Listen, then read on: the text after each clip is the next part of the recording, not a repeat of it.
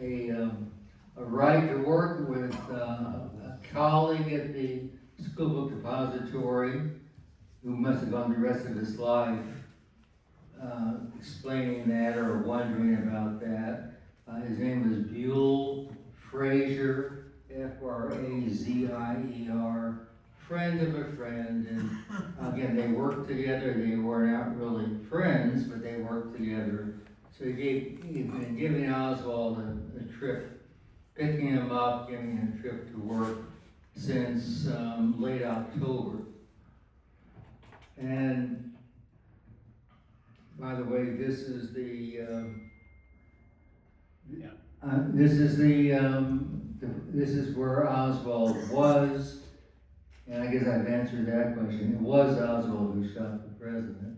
This is they had cartons and he moved around, and again, what I answered the question back there, he arranged them so they could kind of crouch, hold the rifle steady at just like he had done most effectively when he was a Marine.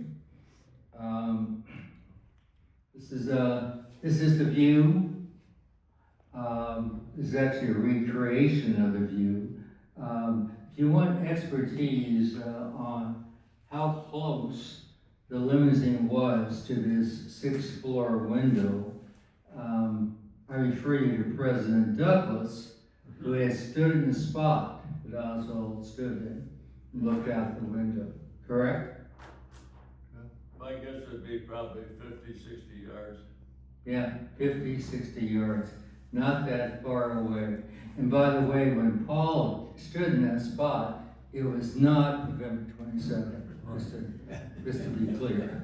Are we sure? As far as we know. Was he in the movie? What? Was he in the movie? You know, I don't think he made the movie. Was he interviewed by the Warren Commission?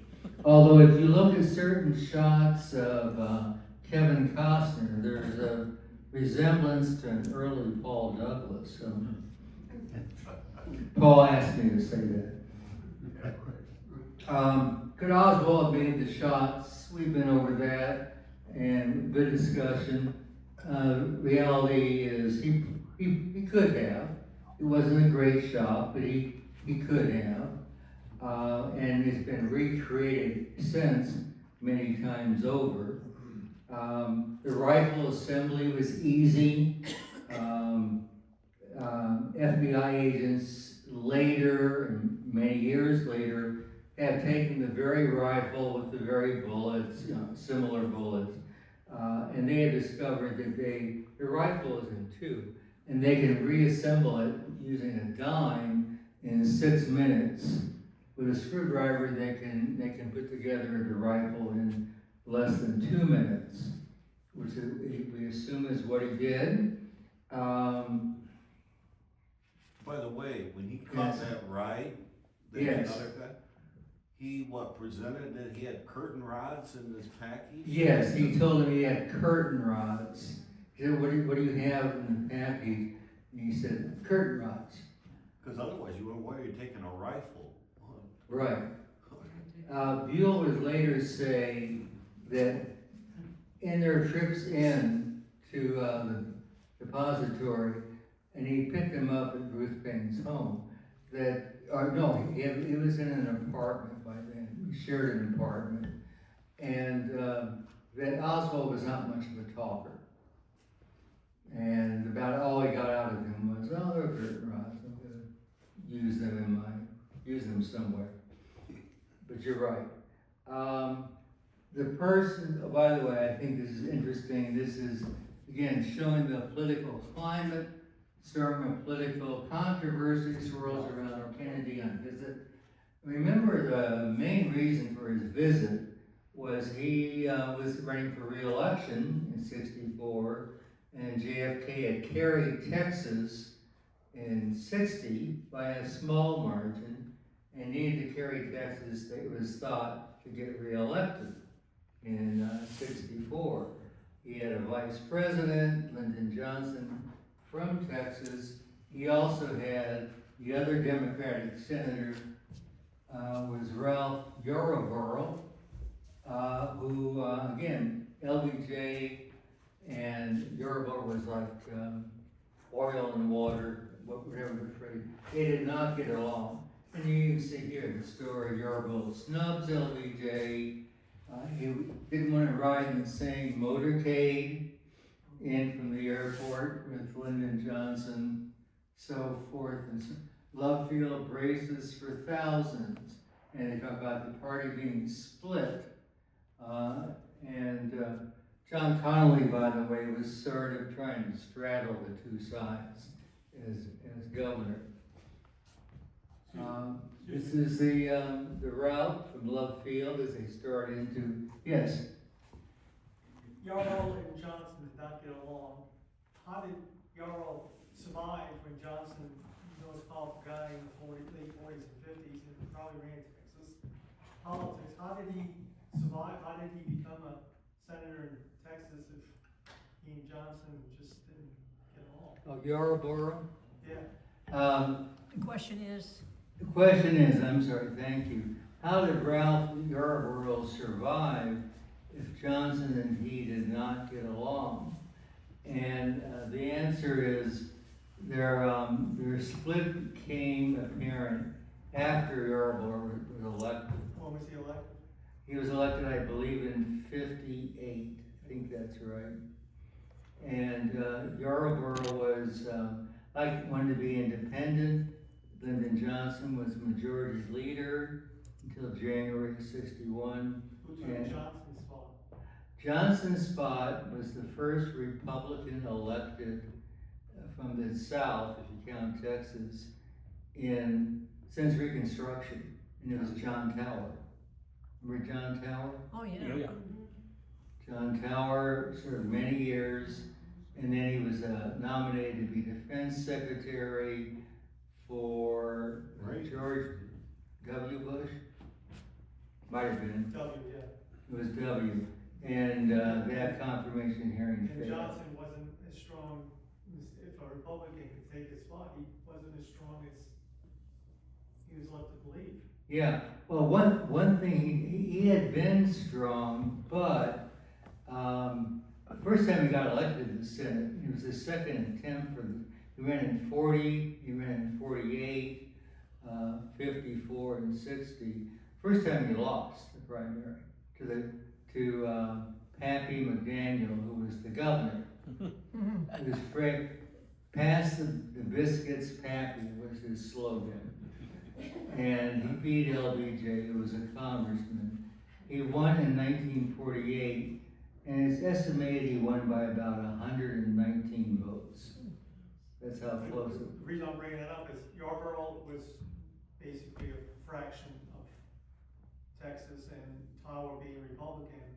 Johnson's power in Texas, what was helpful in 1960, had to be fading for 64. Yeah, and also it was well known that he was not the power he had been when he was majority leader. Yeah, he was fading. There were a lot of rumors, and they got back to Texas, I'm sure, that that JFK might dump him For who? and replace him, just like like Trump did. For who? Who was he?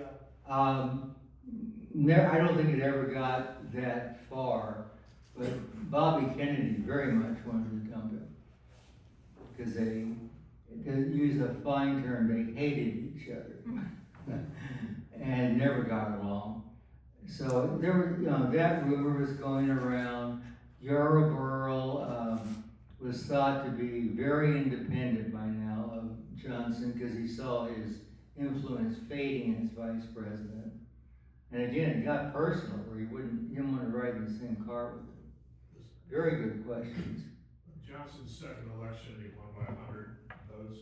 Is that where you earned the nickname Landslide Johnson? In 1948, I think it was 119 he won by, and it was a recount, and that's where he got the nickname Landslide Lyndon.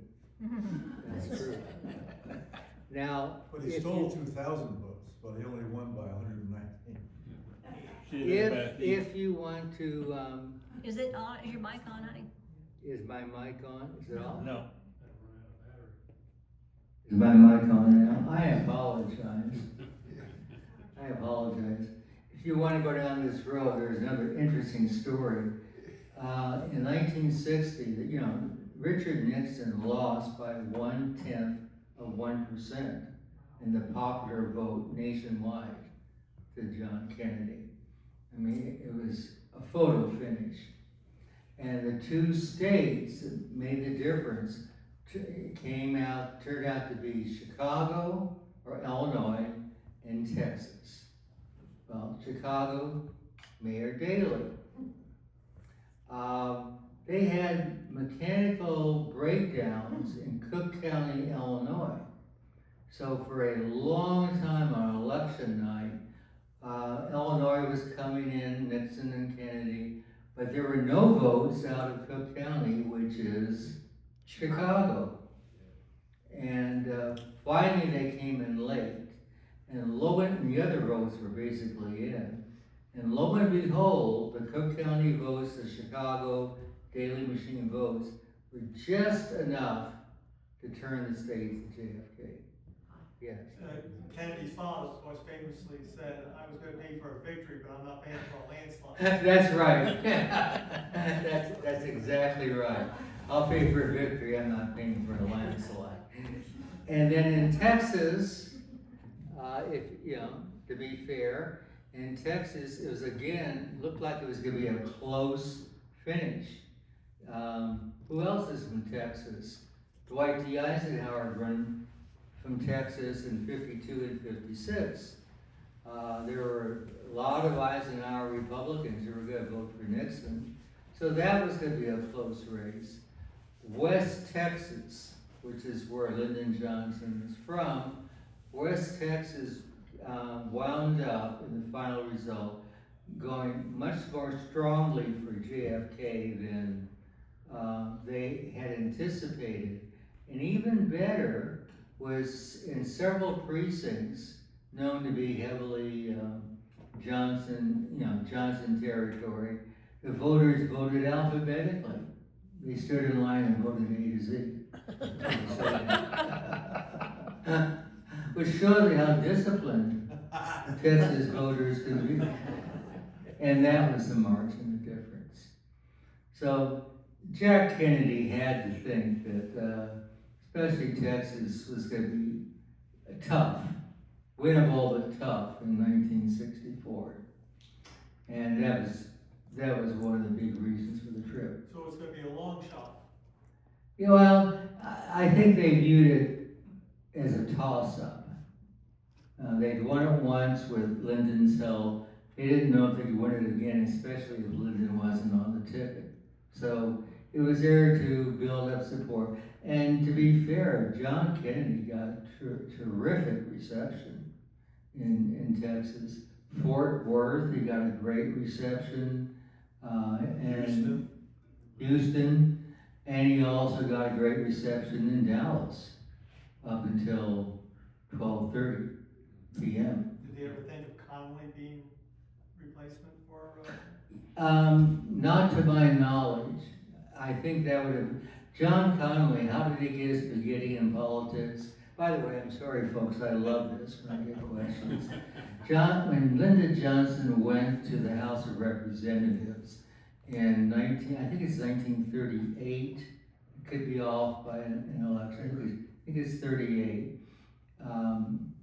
He had a staff of one secretary and one administrative assistant. That's how it was back then. You had very small staffs, and his administrative assistant was John Connolly. So they went way back, and Connolly was a Johnson man. Just like later, he'd be a Nixon man when he was Treasury Secretary for Richard Nixon. Flexible. Did I answer your question? Yes. Okay, I love this. So here we are, they're Love Field, they're starting down the path. And of course, this is Love Field right before they started the motorcade.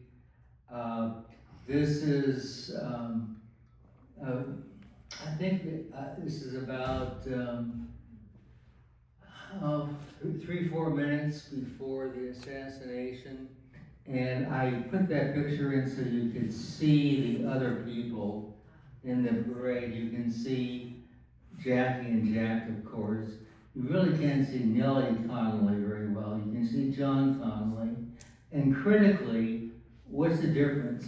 John Connolly's on a jump seat. So he's not directly in front of the president. He's in front and at an angle, which would be critical when the shots were fired.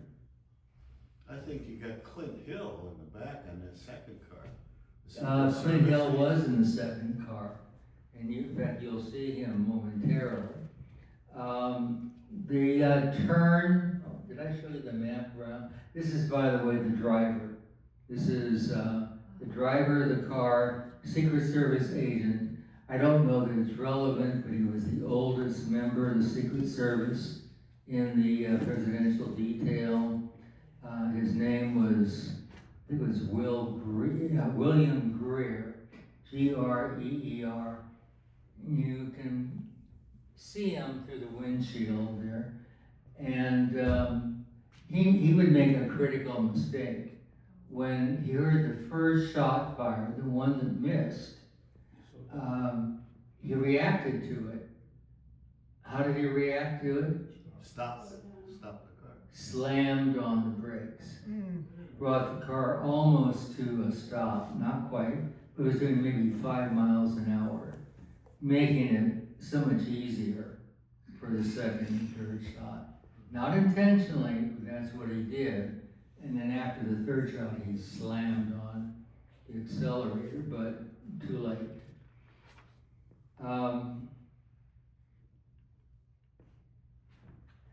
I don't want to go through things that you probably know, but it's worth pointing out. This is the route. Keep in mind, this is the most common route to get from Love Field through a populous part of Dallas, where there could be plenty of people to see the president and first lady, and then on to the Dallas Trade Mart, where he was going to give a luncheon speech. And you can see the motorcade route is pretty easy, and when it turns, it's about a 120-degree turn for most of the time. And you can see how close the depository is, the 6th floor window. It's, there's a point where it's very close. And then you can see the second and third shot on Elm Street. It's still a pretty good shot, but it's well within the range we talked about, and it also was one of the questions was always, and it's still by people who are conspiracy buffs. Well, how could he hit a moving target so easily? Well, it was barely a moving target. The crowd surged as the car passed along Houston Street, which you can see. It navigated that turn of a 120-degree turn on Elm Street, and you can see that. And this is the awful moment when it's almost 12:30, and Nellie Connolly turns to JFK and says, "Mr. President, you can't say that Dallas doesn't love you." There's a strong turnout. And the president says, "No, I certainly can't." It was 12:30 p.m., his last words. The shots were fired. And we talked about first, second, and third. You might come back to that in a moment. Immediately, Clint Hill. Bless you. I'm sorry. Jumped out and climbed on the back. You can see Jackie, the president, slumped down. Jackie is trying to reach him. Clint Hill, by the way, he was part of the detail, but his job was protecting Jackie Kennedy. That was his long-term assignment. So he knew Jackie well, he knew the president well, He'd been covering them pretty much since they became the first family. He got in the bumper, he got up, you can see what he wants to do is shove Jackie back into the back seat, because again, who knows if there's going to be more shots or not. I talked about this one thing last time, so I'll be very brief, but it's one of the huge conspiracy theories. How many shots were fired? Well, the answer is there were 3 that were fired, as we've talked about. But what people like Oliver Stone and other critics who say, no, there were 4 shots, and the 4th one was probably from the grassy knoll. And with all respect to the X-Files, there is no grassy knoll group. But if you saw that TV show years ago. But on this issue, it's amazing. This is a big part of, for example, many books and on the JFK movie, that there were more than 3 shots. And usually overlooked is what people said who were eyewitnesses at the time. There's probably more agreement, and also with later technology and so forth, there's probably more agreement today than ever before that there were 3 shots, not 4, not 2, and that they came from one direction, and it was the school depository. There were 200 eyewitnesses who were interviewed immediately. That day, the next morning, people often point out that the best eyewitness accounts are the immediate ones. The worst are the ones that go out months and years in advance. People don't always lie, but they just misremember, and they embellish without realizing they're embellishing. In this case, 200 eyewitnesses who were interviewed immediately, within hours, said 86% of them said there were 3 shots. I think that's very interesting. You have to have 4 shots or more if you're going to have shots from different directions, as is portrayed in the JFK movie. What these immediately 200 witnesses, how many said they thought there were maybe 4 shots? 5%. I think that does say a lot. Almost every conspiracy theory that proposes there were multiple assassins from different directions, which again is how it's portrayed in the movie and in many books. Critical to that theory is that there were 4 shots or more. And people who write about that and portray that seldom disclose that fewer than 1 in 20 eyewitnesses interviewed at the time thought they heard more than 3. I think that is worth considering. The echo patterns in Dealey Plaza, where they were difficult. Sounds would bounce all over the place. But again, and this is a little bit later, this is the House Select Committee on Assassinations that convened in 77, 78. So this is later accounts. Allow for that as a possible room for error. But they interviewed 178 eyewitnesses who were still around. James, check them. 178 that were still around, eyewitnesses. Now again, this is several years later. 44% of them couldn't say, I can't tell where the shots came from. The coup states in Dealey Plaza, those who did think they could identify it, the most, 28%, not overwhelming, but the most, thought the shots came from the school book depository, and only 12% thought it came from the grassy knoll. And I keep talking about the grassy knoll. This is the grassy knoll right after the shots were fired. It's interesting, some people who thought the shots might be coming from the grassy knoll, you see some moved up on the grassy knoll, most did not, and the Secret Service agents who were in the motorcade, they all looked, I think they all looked at the school book depository. Take that for what it's worth. By the way, also, these interviews by the House Select Committee in 77, only 2% thought the shots came from more than one location. Interesting. If that's true, that's again a critical theory, a critical blow to the conspiracy theory that there were multiple shooters. It's one of the reasons I think Oswald acted alone. A couple more points, but I'm going to skip them, although they're very interesting. But I want to move along for you. Jim again? Oh, it's going on and off, huh? 1, 2. Did you check the, I didn't do anything, honest. 1, 2, 1, 2. Batteries.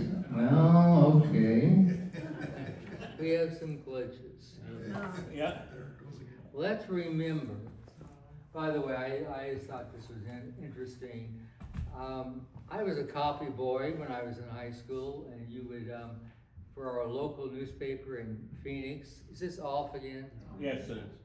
We can hear you, go ahead. Okay, and one of the things you do when there was news, you had these teletype machines, Associated Press, and back then UPI, and you'd go and you'd rip off breaking news and take it to the news desk. And this is the early breaking news from Associated Press. Bell reported 3 shots were fired, as a reporter, at the, oh, thank you. just test it. Is she the best or what? Is she the best? Don't break it. My able and lovely assistant. 3 shots were fired at the motorcade, entered the triple underground bypass, which leads to the Stemmons freeway route to Parkland Hospital. Actually, it led first to the Dallas Trademark, where the president was to speak. And then the next one came across, you can see, the next bulletin was President Kennedy was shot. Lyndon Johnson would, within a week, barely over a week, the new president, he would name a commission, the Warren Commission, to investigate the Kennedy assassination. And of course, the Warren report has been defended, but mainly pilloried ever since. They, you can see the members, and you can see the strength and weaknesses. Earl Warren, Supreme Court Justice, that's probably a no-brainer. Richard Russell, Southern Democrat, well-known. Okay. John Sherman Cooper from Kentucky was a respected Republican, kind of a moderate. Hale Boggs was Democratic majority whip. Pardon me? Lindsey Boggs, Lindsey Boggs would later, he was killed in a plane crash in Alaska later, and Lindsey Boggs, his wife, became a congresswoman for several years. And maybe as famously and more, Hale Boggs is the father of Lindsay, No. the reporter Cokie Roberts. of Cokie Roberts. Cokie Roberts. There you go. This is Cokie Roberts' father. They also had a young congressman, named Gerald Ford With With hair. hair, yeah. with hair and looking younger. Alan Dulles, these are the two that I thought were egregious. Alan Dulles was the former head of the CIA. We've already mentioned how CIA was not forthcoming about what they knew about Oswald's trip to Mexico City. And also Alan Dulles had another huge reason why he should not have been on the committee. JFK had fired him. Remember after the Bay of Pigs?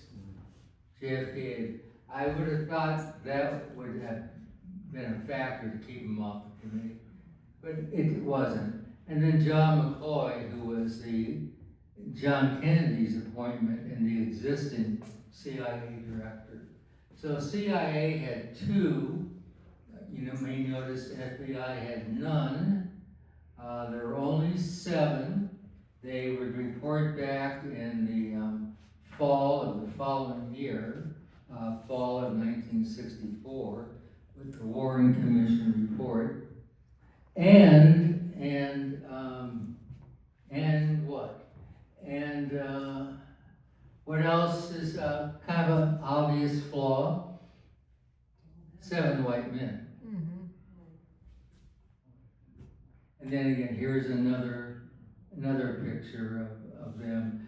The top counsel, the assistant counsel, he was the lead counsel for the committee, was a man named David Belin, B-E-L-I-N, and he would spend the next decades rebutting conspiracy theories.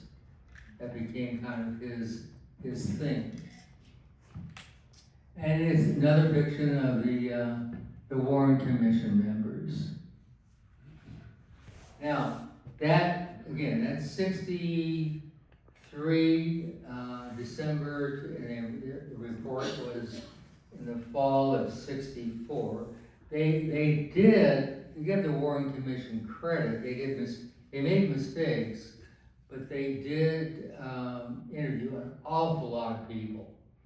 And they're valuable today because they're, again, more or less contemporaneous accounts of a variety of people, which is, of course, very valuable, even if they made some mistakes in their conclusions. Although they did conclude that Oswald acted alone. The other panel, there's 3 others, is the Ramsey Clark panel. Anybody remember Ramsey Clark? He was Attorney General under Lyndon Johnson. I think it's fair to say maybe the most liberal Attorney General in the 20th century. He was also the son of Supreme Court Justice Tom Clark, who resigned from the court so that his son could become Attorney General.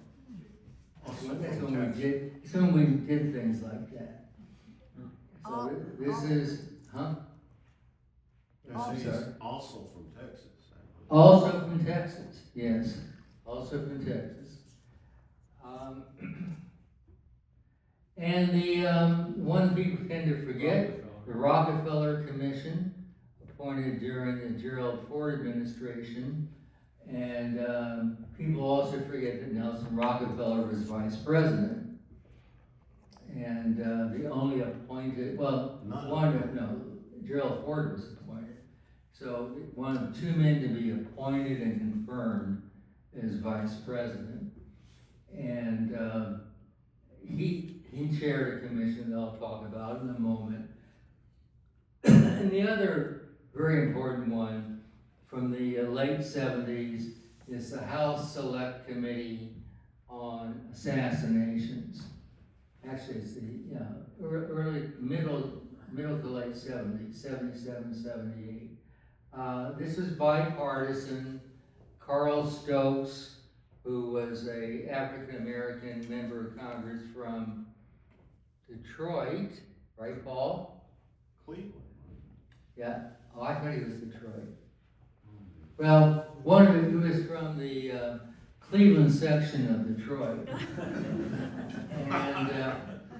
And this was, this panel actually did a lot of work. They met about a year and a half, they did a ton of interviews. They followed up on some of the errors of the Warren Commission. And again, there's just a lot of information that wasn't technologically available. It was by this select committee. And incidentally, it's the select committee investigating the assassination of President Kennedy and Martin Luther King. So, Question. yes, Did they investigate Jack Ruby? Did yes, these commissions do that? no. But that's a great lead-in. Oh, it's noon. To talk about Jack Ruby. But it's noon. So, what do you want to do? Let me hit on the key contributions. They're taking about 3 minutes. And I promise that the first thing we're going to talk about is Jack Ruby next time. Because there's some great stuff on Jack Ruby. The Warren Commission. It's most famous for saying that the president was hit twice by bullets. Well, they got it wrong. They thought it was the first and third. It was the second and third. They also were correct. Many people thought that he'd been shot from the front, which would have been possible if there was a grassy knoll shooter. And they said, no, that's incorrect. The Clark panel in 68, 69, the Ramsey Clark panel, he only had 4 medical experts. This was the first totally independent medical review of the JFK assassination. And they also concluded that the president had been shot twice and from behind, essentially endorsing the Warren Commission and refuting any number of critics. And among those, of course, would be Jim Garrison. In 1975, the President's Commission on CIA Activities, the Rockefeller Commission, he also had a sizable medical staff, and they concluded, again, 2 shots from behind. He appears to be moving forward, but there's a neurological, neuromuscular reason for that. We can go into if you insist. I don't like to get into gruesome details. Also, the Rockefeller Commission was the first commission to tell the public, oh, by the way, the CIA tried to assassinate Fidel Castro several times during the Kennedy administration. So that was big news out of that committee. And then finally, the 78-79 House Select Committee on Assassinations, the one we're looking at, they would come to a conclusion that they would later change. And I think I'll wait and mention that next time. But they got it wrong. And then the National Academy of Sciences came in and they corrected them. But I think I better stop there. Okay, any, thank you, appreciate it. I hope this was a good balance. And we're almost done with the assassination and the aftermath, I promise. But we are going to talk about Jack Ruby, because that's a fascinating story. And then we're going to talk about the new president, Lyndon Johnson. Questions? Questions? Any final questions? No questions? There is speechless. Yes. Well, no, I told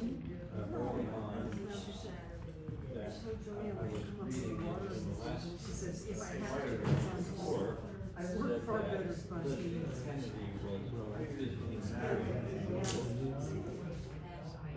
Was that a fact? No. What's the question? I don't know before on that. What's the On question? one of the documents I showed. Yeah. Question? I'll have to go back and look at that. No, he was only married one time, although there were plenty of ladies. Jim, what was the question? Yes. What was the question? Oh, the question was, on one of the earlier documents in his reading, I didn't see it. It said It that. was the anti-Kennedy. Oh, that was it. It was the Kennedy, anti-Kennedy treason. Said he'd been married before. And no, he hadn't been married before. Just Jackie and a certain of other lovely young women who were never his wife. Yes, I understand that. Yeah, okay. Thank you. Thank you.